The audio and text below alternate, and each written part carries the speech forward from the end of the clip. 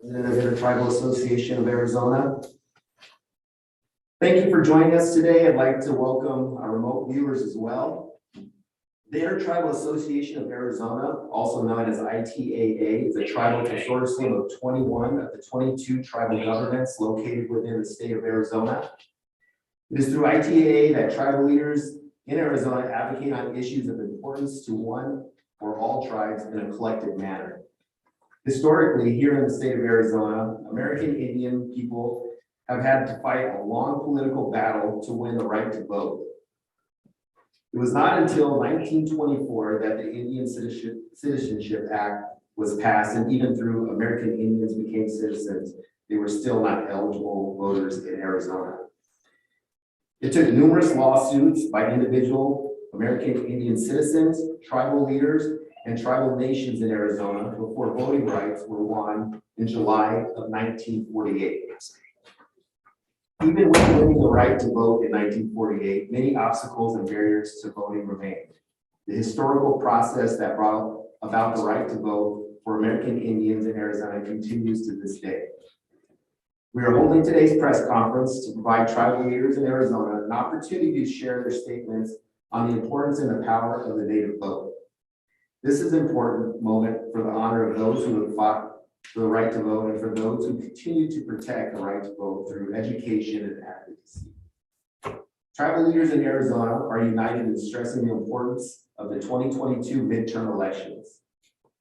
We are hoping today's press conference will stimulate dialogue in Arizona in a positive direction and one that advocates the right to vote for all. Again, we thank you for joining us. We may have time for a few questions at the end once all tribal leaders have had the opportunity.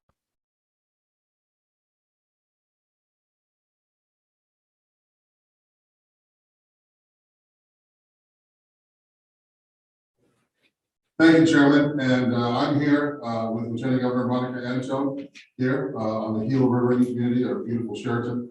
And today's press conference regarding the importance of the native vote in state and federal elections, important one.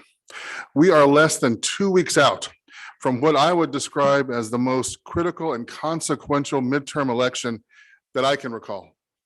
We have seen a recognition over the past few election cycles that the native vote really does count, that the native vote can sway an election, and the native vote is strong and getting stronger. Now, the Gila River Indian community knows the power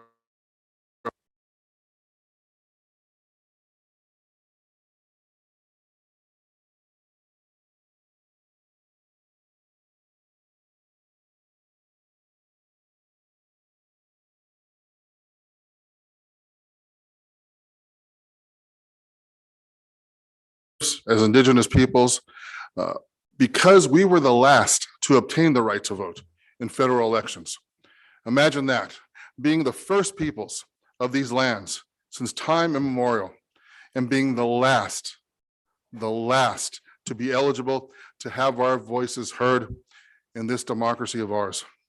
And now that democracy that we fought so hard to participate in could be at stake in the next election. It's been said that this could be the most consequential and midterm election of our lifetimes, yes. And that Arizona is ground zero, not only for elections, for voter suppression laws, and for intimidation tactics at the polls.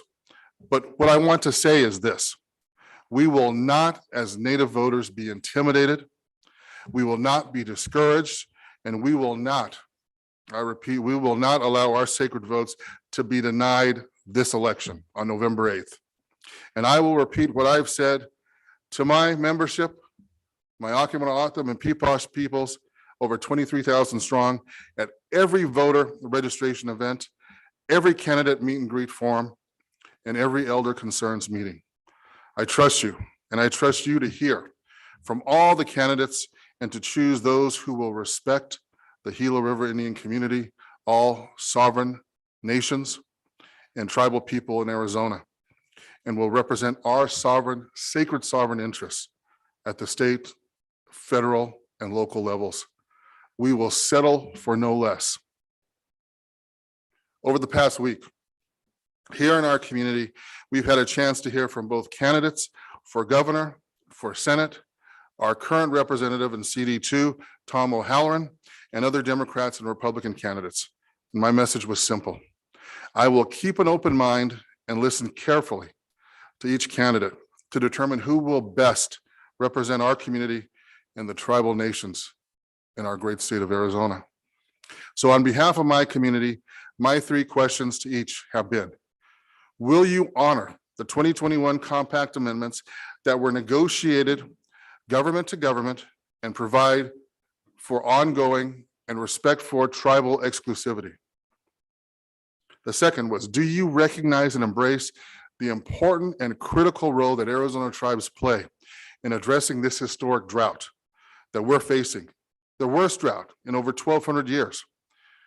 And in light of recent public insults, do they respect Arizona tribes and their culture, our history and contributions to this state, both historically, contemporarily, and as we move in the future?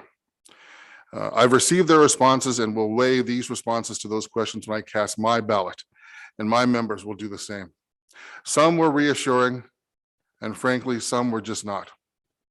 Again, the community has a long history of bipartisan outreach, of embracing those who want to have a relationship built on respect, and most of all, based on acknowledgement of the sovereign status of our community and all tribes across Arizona and the United States.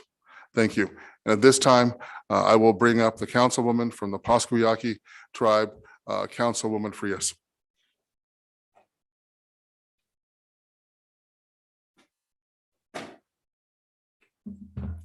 Dielton Chenavo. My name is Herminia Frias. I'm tribal council for the Pasquayaqui tribe. I'm honored to be here today, and I'd like to thank you for allowing me to speak. First of all, I just want to encourage everyone to get out the vote and how important the native vote is.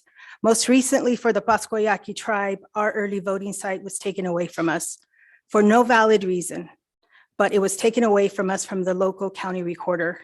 The Pasquayaqui tribe, we didn't just give up and say, okay, it's done. We advocated, we fought, and we sued the county recorder to get that voting site back. We went all the way to the court and continued to fight. Unfortunately, until the deadline, it was too late to get it reinstated. But fortunately for us, we got a new county recorder who was Native American and is Native American, and we worked with her to get it reinstated. So now we have an early voting site, and we will make sure that we get people to the polls to make every single vote count. So we are proud to have an Indigenous person in Pima County that understands, that works with us, and then ensures that our vote is counted. Now, when we work with our tribal citizens, we have to remind everyone how important our vote is, because like that, it can get taken away. When we ask why was it taken away, there were all kinds of different reasons that were given. Every time it changed. And so it was up to us to understand the voting process, understand what is going on. So we constantly have to educate and educate and educate what is happening. So when we talk about voting, we always have to educate not only every single voting cycle and what is on the ballot, who is on the ballot, what these propositions are, but what is the process? And for our young generations that are coming through, we have to understand and not allow ourselves to become complacent. Everything that our elders have fought for has not been easy. We cannot allow our vote to go without. Our elders have fought too hard. We have to keep this going. This has been a long time. It's an honor for us to put our vote in, because there are other people out there that are working hard to take it away. They're working hard to take away our vote and our rights. So we all have to do our part to understand what the issues are and understand how important it is to our tribal sovereignty to keep our communities together and to vote because it makes a difference. We see that in every single election. And we have to work as communities, as tribal nations, and vote, especially for our younger generations who think voting doesn't matter. It does matter. Our elders have shown us that. They protect the vote and they continue to spread the message. We held a roundtable with our elders and our youth, and we had our youth were just blown away with the stories that our elders had to share. And we need to do more of that. Continue to share those stories with our young people because we cannot take it for granted. Please get out the vote. Yosem Chokotesia, and I'd like to introduce Mr. Chairman Norris from the Tohono O'odham Nation. Thank you.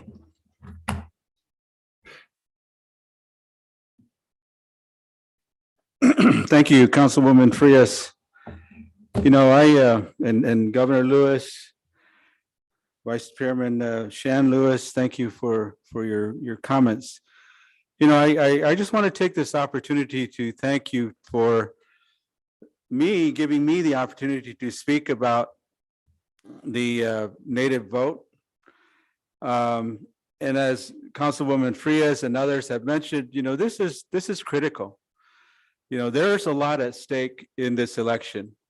There's a lot at stake in every election, but you have to really pay attention to what people are saying and what things are being said and looked at in this current election. Our vote, the native vote, is critical. Arizonans are voting for several offices: the United States Senate office, Congress, the Arizona governor's office, state legislature, congressional folks, and many other important offices at the state level and the local level as well. And the differences between the candidates could not be more stark. In 2022, the entire slate of statewide Republican candidates have adopted the same alternative realty recipe: stoke fear, divide and threaten our rights, all to tear us apart so that they can win an election. They are doubling down on their threats to reproductive rights and bodily autonomy for women and the LGBT people. They are threatening the integrity of our elections, repeating false and inflammatory conspiracies that the 2020 election was somehow stolen from former President Trump. The Republican candidates for governor and secretary of state have suggested that they would refuse to certify any election results if they do not win or if they don't like it. The right to choose your elected representatives is fundamental to democracy. We can't have leaders who are willing to overturn the will of the voters in order to satisfy their own conspiratorial fantasies. Arizona tribes have had the right to vote since 1948. And actually, as Vice Chairman Lewis has indicated, Shan Lewis, you know, the Native American Voting Rights Act didn't come in until 1924. And we have elders, as Vice Chairwoman or Councilwoman Frias had indicated, who can still remember what it was like when our people had no voice at all in any of the elections. We cannot allow demagogues to drag us backwards with cynical, inflammatory rhetoric. There is too much at stake in this election for tribal citizens to sit it out. One of the most significant issues that Tohono O'odham Nation is border policy. As we share 75 miles of international border with Mexico, Carrie Lake, the Republican candidate for governor, has claimed she will declare that Arizona is facing an invasion in the hopes that this would give her unilateral authority to complete the border wall and take other drastic steps. Invasion. The indigenous peoples of this continent have been addressing and dealing with an invasion for the more than 500 years now. Our homelands have been invaded. Our culture has been invaded. Our language has been invaded. Our freedoms have been invaded. And this many years later, we're still having to address those invasions that have taken place. So with respect to, in reference to candidate Lake's position to declare an invasion, this is irresponsible nonsense. The governor does not have that authority. As legal scholars have made it clear, it would be like indigenous populations today declaring an invasion of our ancestral homeland over 500 years ago. History is littered with these would-be authoritarians, but unlike when our ancestral lands were forcibly taken or when dictators were causing world wars, this is 2022. This time we have the power to decide between justice and injustice, between fear and hope, between what is right and what is wrong for our families, our communities, and our state. But only if we exercise that power. Now more than ever, we must get our people out to vote and must honor those that fought for this right 74 years ago by exercising it now today. Earlier in our meeting, I commented that Native Americans have the highest percentage of volunteer service in the armed forces, 5 times higher than any other demographic. Think about it. They defended the United States of America. They defended the United States flag in World War I, World War II, moving into the Korean conflict without having the right to be able to vote for many of the years during their honorable service. Understand that your vote is a vote to help protect that democracy and help protect our elders that have fought for the freedoms and that we enjoy today. It's critical that you get out and vote and encourage our families and friends to learn about these candidates. Learn what their true colors are. Learn what is at stake and vote in this election. But we should also encourage our young people to vote. For the first time ever, my 18-year-old grandson has registered to vote. And he's asking me, he said, "Grandson, you make your own decision. Here's some literature, understand it, and you make your decision on who you're going to vote for." So we need to encourage our young people to vote. He was asking me also, he said he wanted to do you got an early voting ballot. And if we think about it, the early voting opportunity is one of those things that some of these candidates want to take away from us. They want to take that ability for us to vote early away from us. And he was hopeful that he was going to be able to go into the voting booth and mark his ballot. I said, well, you can still do that. But you have to understand that it's critical for us to also submit those early voting ballots. So that way we can continue to demonstrate how critically important the ability to do that is. So if you have an early ballot, encourage you to fill it out, complete it, and get it in before the deadlines. There are deadlines that you need to be aware of as well. As we know, as I mentioned, early voting is underway. I think one of the first deadlines is coming up on November 1st. You got to mail in your early ballot by that date. So, again, those of us that have spoken, tribal leaders throughout the state of Arizona, we all need to really impress on our people that they need for them to get out and vote. And I encourage you, I ask you, cast your vote. Cast your vote in honor of yourself, in honor of your families, in honor of those that have fought to defend our right and our ability to do that. So have a good day. Thank you very much. I think I'd like at this time to call on Vice President for the Salt River Indian Community, Vice President Leonard. Thank you.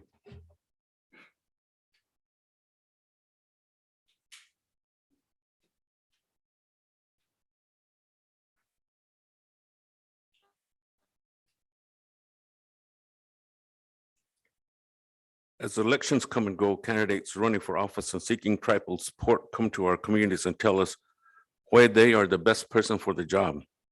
We listen, we gauge their sincerity that they will work with tribal communities. However, as the saying goes, action speaks louder than words. So when it comes to light that a campaign or candidate publishes demeaning images of Native people or makes statements that lack an understanding of the contributions of Native nations, Native veterans in the state of Arizona, we as tribal leaders need to speak up. We need to hold candidates and campaigns accountable for these actions. More importantly, Native people as a voting bloc have not used our full power to move Arizona to a better place, a more equal place for Native nations. That is why each of our communities need to educate voters of the candidates and the ballot propositions and encourage everyone to vote. At one point, the media characterized the Native vote as something else. We even made t-shirts with that. And it made us proud to hold those. We are not something else. We are over 577 tribal nations in this country and 22 tribal nations strong within Arizona that represents over 27% of the geographic of the state. It is clear tribal communities have a lot at stake in this election, and we need to make sure our vote is our voice. As history shows us, one vote can change the course of history, and let that vote be yours. On behalf of the Salt River Pima Maricopa Indian Community, I want to thank you for this time. Thank you.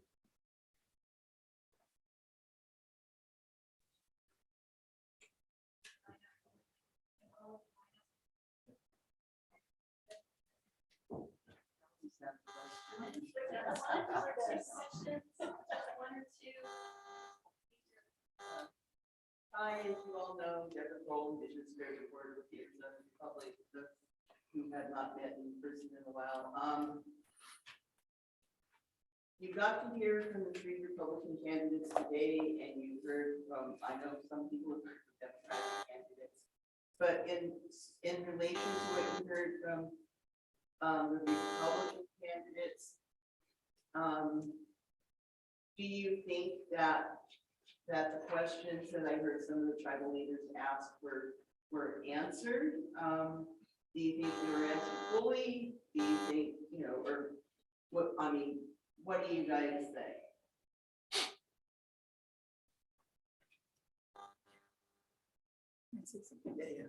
Go ahead. Ladies first. I was gonna go by hand. Well, one comment that I wanted to make, and I didn't get to make it because I got cut off. It was time. One thing that I wanted to mention, and I was so glad that Chairman Norris did get to talk about the border issues, and is that, you know, there was a lot of talk about border issues and about fentanyl and about drug cartels and about, you know, all of this border security. And one of the things that I wanted to talk about is that, you know, our tribes, and we care just as much about border security as anyone else does. We have our own borders too. When we govern within our reservations, we care just as much about what happens within the boundaries of our reservation as anyone else does. We care about what happens when there's fentanyl in our communities. We care what's happening with missing and murdered Indigenous women. We care what's happening with transnational issues. We have we work with extradition agreements. We have a lot of things that are happening where we're working with Customs and Border Patrol. We work with Homeland Security. We've been working with the Biden administration. We have tribal consultation.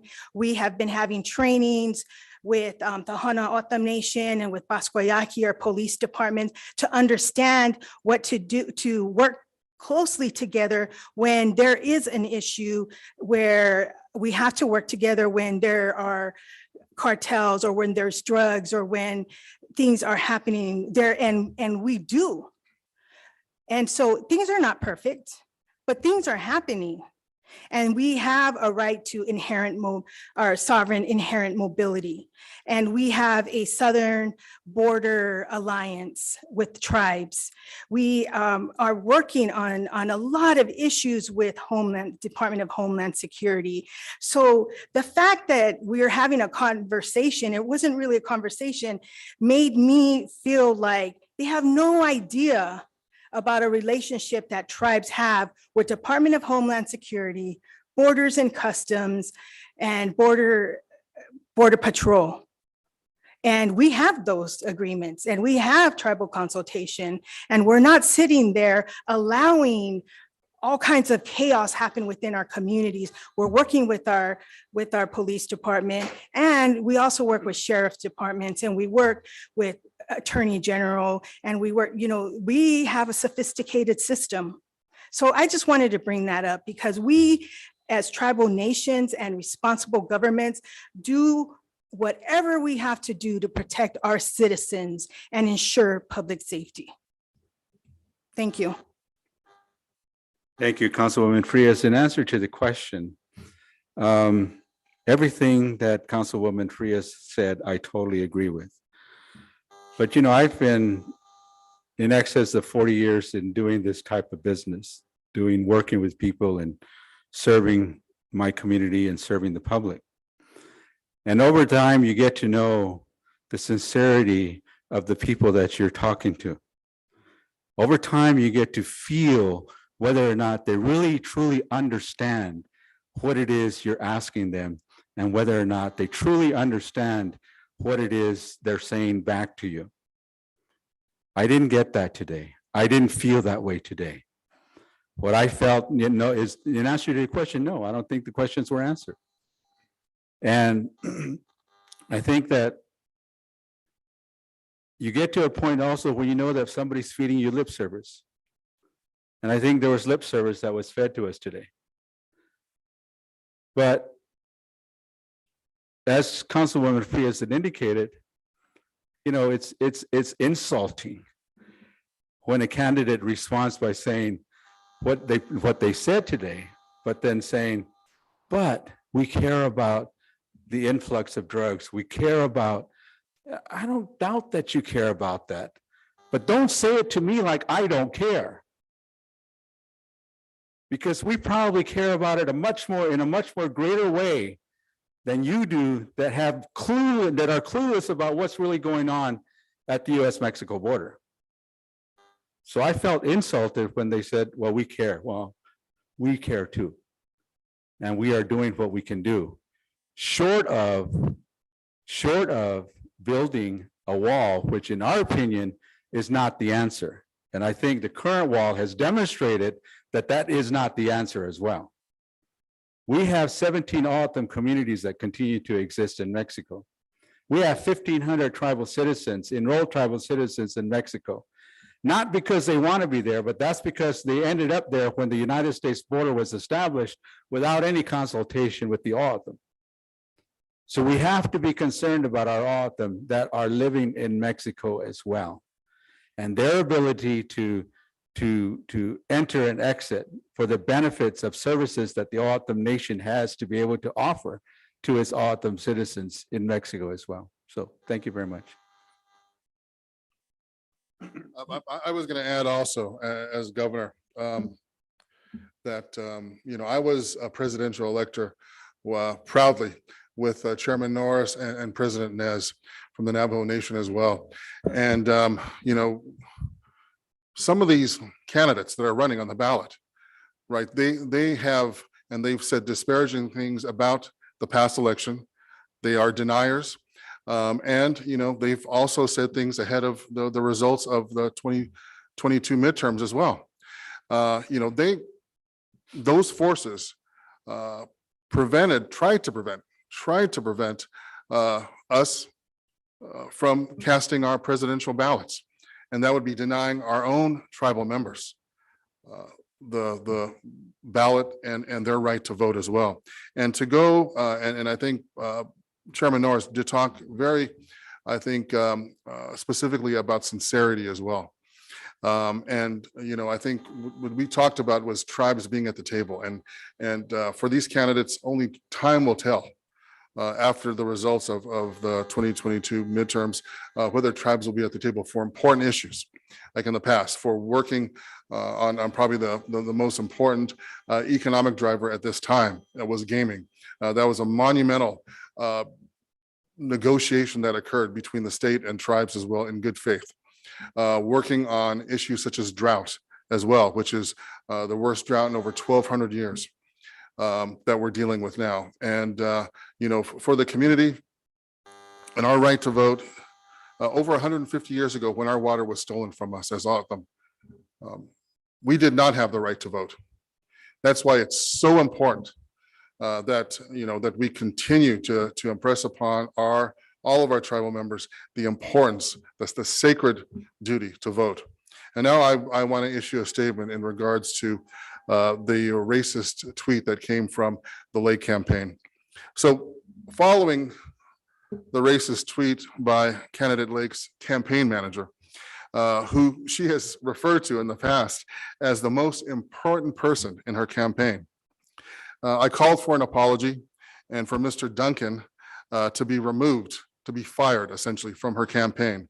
And I stand by those comments as well. But today, earlier, rather than address this issue herself, she had someone from her campaign do so. And all he said was that the tweet doesn't reflect the campaign itself. And that was puzzling and frankly inadequate. And only when directly prompted did she describe the tweet as a youthful indiscretion, and indicated that she cannot apologize on behalf of a staffer, but that he apologized to her. So this was not a junior staffer. This is what Carrie Lake has referred to again as the most important person on her campaign. And with all of us tribal leaders here, it would have been more appropriate with all of us present to take this on directly, as a leader should, and to take the opportunity to apologize directly, to show that her actions match her words, that she truly will respect and will defend tribal sovereignty. Thank you.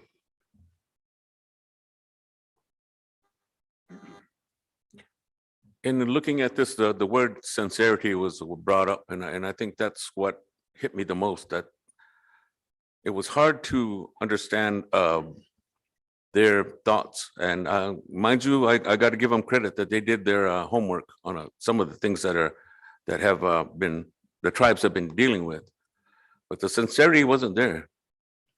I don't know where tribal nations are going to fit in Carrie Lakes, Arizona. I don't think there is a place, but it is up to us to change that course. It's up to us to try to get a better place for our tribal nations. There are many problems. I don't have any statistics, but I don't think a lot of the drugs are coming over on the Tohono O'odham nations or any place on the border. I think it's coming straight through the border stops. I mean, they found fentanyl in tamales, found fentanyl in baby formula. So the people that are doing this are getting smarter and smarter. So I think that the issues also of gaming has been put out there, that she's going to try and open it up larger than it should be, and not give the tribes the support that tribes have been used to. But I think this is a time in our lives where we need to make a strong statement. Democracy is at war right now. And I think as Indian nations, we can change that. Thank you.